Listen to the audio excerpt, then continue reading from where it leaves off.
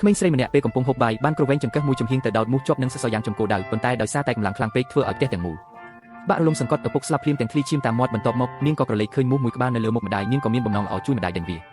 នឹកស្មានមិនដល់ថាផ្ទះមួយកំភ្លៀងសឹងតែធ្វើឲ្យម្ដាយទៅកាន់បរលោកទៅហើយម្ដាយឃើញសភាពបែបនេះដើម្បីអាចរស់នៅបានសុខសាន្តនៅវ័យចារាក៏ដេញកូនស្រីឲ្យចេញទៅរកការងារធ្វើប៉ុន្តែពេលក្មេងស្រីទៅតែមកដល់ក្នុងក្រុងស្រាប់តែឃើញផ្ទាំងប៉ាណូផ្សាយពាណិជ្ជកម្មនៅពីលើក្បាលហៀបនិងធ្លាក់សង្កត់ក្មេងប្រុសម្នាក់នៅខាងក្រោមឆាប់គេចចេញទៅ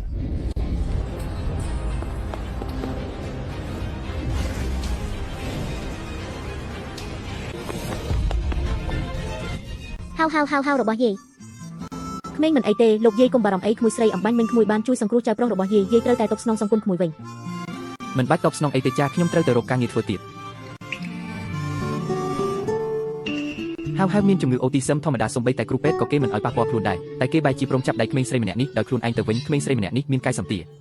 កមួននឹងមានកម្លាំងខ្លាំងអស្ចារ្យបើអញ្ចឹងគួរតែជួលនាងឲ្យមកមើលថែហៅទៅក្មួយស្រីចៅប្រុសរបស់យាយមានជំងឺអូទីសឹមមិនសូវជិតស្និទ្ធនឹងអ្នកណាទេថ្ងៃនេះគេព្រមចូលចិត្តក្មួយដោយខ្លួនឯងបង្ហាញថាក្មួយធ្វើឲ្យគេមានអារម្មណ៍កក់ក្ដៅចុះបើក្មួយមកផ្ទះយាយជួយមើលថែចៅប្រុសយាយទៅទីនេះទាំងការហូបចុកនិងស្នាក់នៅប្រាក់ខែ1ខែ2សែន2សែនខ្ញុំមិនមែនជាគ្រូពេទ្យទេហើយក៏មិនដែលមើលថែក្មេងដែរមិនអីទេលុយនេះគឺទិញភាពកក់ក្ដៅដែលក្មួយផ្ដល់ឲ្យហៅយាយនឹងមើលថែហៅជាមួយក្មួយដែរ2សែនគាត់មិនមែនជាមនុស្សល្ងងទេដឹងមានលុយទិញថ្នាំឲ្យលោកយាយហើយព្រមចាស់មែនហើយជំរាបសួរលោកជំទាវធំជំរាបសួរអ្នកប្រុសតូចនឹកស្មានមិនដល់ថាខ្ញុំបានមកធ្វើការនៅផ្ទះមហាសេដ្ឋីសោះមិនប្លែកទេដែលចាយលុយដៃទូលាយបែបនេះចិនយ៉ាវគឺជាអ្នកដែលខ្ញុំជួលមកមើលថែហៅទៅថ្ងៃមុខសម្ដីរបស់នាងគឺដូចជាសម្ដីរបស់ខ្ញុំអីចឹងចាស់លោកជំទាវធំអាហារថ្ងៃត្រង់រៀបចំរួចរាល់ហើយអញ្ជើញលោកជំទាវធំនិងអ្នកប្រុសតូចពិសាអាហារតាមសម្រួលពួកយើងមិនចង់មានអារម្មណ៍អ្វីឡើយក្មេងស្រីហើយចាំមើលទៅក្មេងស្រីហៅមិនបានញ៉ាំអីស្រួលបួលពីថ្ងៃហើយគ្រូពេទ្យថាបើនៅតែបែបនេះទៀតរាងកាយគេនឹងទ្រុឌទ្រោមហើយលោកយាយពួកយើងបានបដូរចុងភៅលំដាប់កាយ5ចំនួន7នាក់ហើយសុទ្ធតែធ្វើតាមស្តង់ដារមីឆេលីនបរោះចំណាស់លោកយាយសាក់ខ្ញុំសាក់លបងមើលទៅតើអ្នកមានវិធីមែនទេក្មេងស្រីលោកយាយរបស់ខ្ញុំក៏ឧស្សាហ៍មិនសូវឃ្លានបាយដែរខ្ញុំតែងតែរកនឹកវិធីផ្សេងធ្វើម្ហូបឲ្យគាត់តើអាចឲ្យខ្ញុំសាក់លបងបានទេមានរឿងអីហ្នឹងមេផ្ទះនិយាយថាអ្នកប្រុសតូចទើបតែក្រវែងចោលអាហារពេលល្ងាចដែលចុងភៅធ្វើទៀតហើយមេដោះដែលទើបតែមកថ្មីនិយាយថាមានវិធីធ្វើឲ្យអ្នកប្រុសតូចញ៉ាំបាយបានបរោះចំណាស់សូម្បីតែចុងភៅលំដាប់កាយ5ក៏ដោះស្រាយមិនចេញផងនាងអាចដោះស្រាយបានមែនទេពិតជាយកសັບទាំងថ្ងៃមែនហៅកូនឲ្យខ្លាឃ្មុំតូចឆាត់មើលទៅបើខ្លាឃ្មុំតូចថាញ៉ាំឆ្ងាញ់ចាំកូនញ៉ាំតាមក្រោយល្អទេកុំខំប្រឹងអត់ប្រយោជន៍អីហៅមិនញ៉ាំរបស់ដែលអ្នកផ្លែកមកធ្វើនោះទេបរោះចំណាស់ក្មេងស្រីហៅព្រមញ៉ាំបាយរបស់នាងពិតមែនផងទីបំផុតហៅព្រមញ៉ាំបាយហើយនៅចង់បានទៀតក្មេងស្រីហៅនិយាយហើយឬទេគេព្រមនិយាយហើ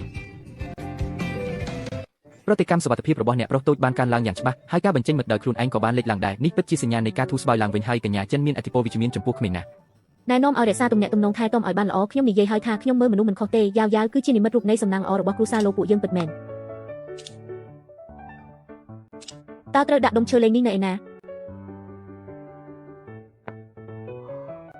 នាឡិកា10ឆ្នាំបរោះចំណាស់គ្រាន់តែនិយាយពីម៉ាត់ពេលញ៉ាំបាយម្ដងសោះមិនអាចបញ្ជាក់ថាគាត់ស័ក្តិសមនឹងនៅបន្តនោះទេចិនយ៉ាវអាយុ24ឆ្នាំជានិស្សិតបញ្ចប់ការសិក្សាឆ្នាំផ្នែករចនាស្រុកកំណើតនៅក្នុងនាមជាបរិសុទ្ធទុនខ្សោយម្នាក់ដើមឡើយអ្នកបានចាប់ផ្ដើមអាជីវកម្មជាមួយមិត្តប្រុសរបស់អ្នកប៉ុន្តែមិនយូរប៉ុន្មានមិត្តប្រុសរបស់អ្នកបានក្បត់ចិត្តហើយអ្នកមិនបានលុយសំបីតែមួយកាក់លោកបរិសុទ្ធចំណាស់សូមស៊ើបអង្កេតចុះគ្រួសារត្រកូលលោករបស់យើងជាគ្រួសារអ្នកមានទ្រព្យសម្បត្តិស្តុកស្ដម្ភបំផុតការពិនិត្យប្រវត្តិរូបបុគ្គលិកគឺជាកិច្ចការមូលដ្ឋានបំផុតចុះតម្រង់តែអ្នកត្រូវមើលថែទាំខ្លួនទៀតម្ដាយខ្ញុំជឿជាក់លើអ្នកមិនមែនមានន័យថាខ្ញុំជឿជាក់លើអ្នកនោះទេខ្ញុំឲ្យពេលអ្នកសាកល្បងការងារ1ខែបើមិនជាប់ការវិតម្លៃទេសូមចាក់ចេញភ្លាមទៅ1ខែ2សែនក៏ល្មមសម្រាប់ថ្លៃព្យាបាលរបស់លោកយាយដែរហេតុអ្វីមិននិយាយអីចឹងបរោះចំណាស់ឯងមិនហ៊ានមែនទេល្អណាស់ក្មេងស្រីគ្មានអ្វីដែលខ្ញុំមិនហ៊ាននោះទេគ្រាន់តែថាទោះបីជាខ្ញុំជាប់ឬមិនជាប់ការសាកល្បងការងារ1ខែក៏ដោយក៏អ្នកត្រូវតែឲ្យលុយ2សែននេះមកខ្ញុំដែរអ្នកក៏ដឹងថាខ្ញុំកំពុងត្រូវការលុយបន្ទាន់ក្មេងប្រុសព្រមព្រៀងគ្នាឯងថ្ងៃស្អែកឯងឥឡូវនេះបងស្រីទាំងឡាយក្មេងស្រីប្រាសាទដែលហៅគូស្អាតណាស់តើនេះសម្រាប់ឲ្យអ្នកណារស់នៅទៅក្មេងស្រីប៉ាយាយមីងស្នាមញឹមនិងសម្ដីរបស់ហៅក្នុងមួយរយៈនេះច្រើនជាងកន្លះឆ្នាំកន្លងមករួមបញ្ចូលគ្នាទៅទៀតយ៉ាវពិតជា ជាតារាសំណាងរបស់គ្រួសារយើងមែន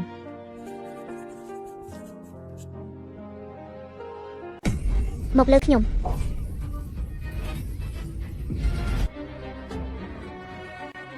ហេតុអ្វីបានជាហៅខ្លាចចំដាយបង្កើតរបស់ខ្លួនម្លេះក្រោយពេលសម្រាលកូនបានមិនយូរប៉ុន្មានម្ដាយរបស់ហៅក៏បានសំឡេងលះហើយបោះបង់គេចោលទៅបាត់ ក្រោយមកគ្រួសារត្រកូលវិញបានខ្សែធននាងបានយកកូនមកធ្វើជាឧបករណ៍ដើម្បីទារលុយជាច្រើនលើកច្រើនសារហើយថែមទាំងធ្លាប់បង្ខាំងហៅទុកក្នុងឡានទៀតផង អស់រយៈពេល1ម៉ោងរហូតធ្វើឲ្យហៅកើតជំងឺអូទីសឹម បន្ទាប់ពីឪពុកម្ដាយលែងលះគ្នាពួកគេបានបោះបង់ខ្ញុំឲ្យនៅជាមួយលោកយាយហើយទៅបង្កើតគ្រួសារថ្មីរៀងខ្លួនកាលនោះខ្ញុំក៏ដូចជាហៅដែរសំងំខ្លួននៅក្នុងបន្ទប់ពេញមួយថ្ងៃមិនព្រមចេញក្រៅឡើយ អ្នកបានជួបចិនយ៉ាវហើយឲ្យតែថ្ងៃនេះអ្នកអាចធ្វើឲ្យវិនស៊ីមិនអាចជួបហៅបានទោះបីជាយ៉ងជីក៏ដោយក៏ចាត់ទុកថាឆ្លងផុតចិនហួរដែរអ្នកគុំ ធ្វើបាបយ៉ាវអីការការពារហៅគឺជាតួនាទីរបស់ខ្ញុំទុកឲ្យខ្ញុំជាអ្នកចាត់ការចុះខ្ញុំជាម្ដាយរបស់អ្នកប្រុសតូចរបស់ពួកឯងឲ្យខ្ញុំចូលទៅភ្លាមឥឡូវនេះ កញ្ញាវិនកុំធ្វើឲ្យខ្ញុំពិបាកចិត្តអីលោកប្រុសបានប្រាប់ថាអ្នកមិនអាចចូលទៅខាងក្នុងបានទេ តើឯងនៅចង់ធ្វើការទៀតទេកញ្ញាវិនសូមអ្នកចេញទៅឲ្យឆ្ងាយពីផ្ទះត្រកូលលោកតើនាងជាស្អីទៅបានជាហ៊ានប្រើសម្ដីបែបនេះជាមួយខ្ញុំជាមេដោះដែលទទួលខុសត្រូវមើលថែលោកហៅការមិនឲ្យនាងធ្វើបាបហៅគឺជាការងាររបស់ខ្ញុំជាម្ដាយបង្កើតរបស់ហៅឯងគ្រាន់តែជាមេដោះគ្មានសិទ្ធិមកខាត់ខ្ញុំទេតើហៅទទួលស្គាល់ឯងឬក៏ម្ដាយរបស់គេឥឡូវនេះឲ្យតែហៅឃើញនាងភ្លាមគឺញ័រខ្លួនផ្លែតើនាងជាម្ដាយប្រភេទណាទៅមែនទេឡានរបស់កញ្ញាវិនប្រហែលជាថ្លៃណាស់ហើយមើលទៅបើមិនព្រមបើកចេញទៅទេវានឹងក្លាយជាគំនរអេតចាយក្នុងពេលឆាប់នេះហើយថែមទាំងចិញ្ចឹមឆ្កែមួយក្បាលហើយហ៊ានមកគំរាមខ្ញុំទៀតផងរាល់ពេលដែលនាងមកគឺតែងតែមានរោគពាក្យបែបនេះជានិច្ច នាងអាចសាកល្បងបានថ្ងៃនេះទោះបីជាត្រូវបើកឡានកិនពីលើខ្លួននាងក៏ដោយក ញ្ញាវៃសូមចាក់ចេញទៅភ្លាម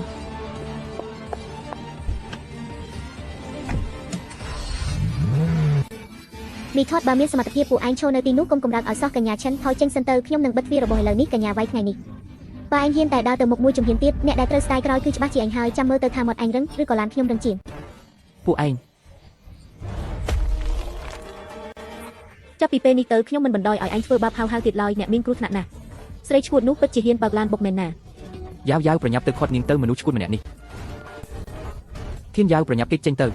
គូពេលហើយថ្ងៃនេះខ្ញុំត្រូវតែបើកឡានកិនក្បាលមីម្នាក់នេះឲ្យបានថ្ងៃនេះខ្ញុំនឹងឲ្យឯងស្គាល់ពីភាពខ្លាំងរបស់មនុស្សថត់ដូចជាខ្ញុំហើយ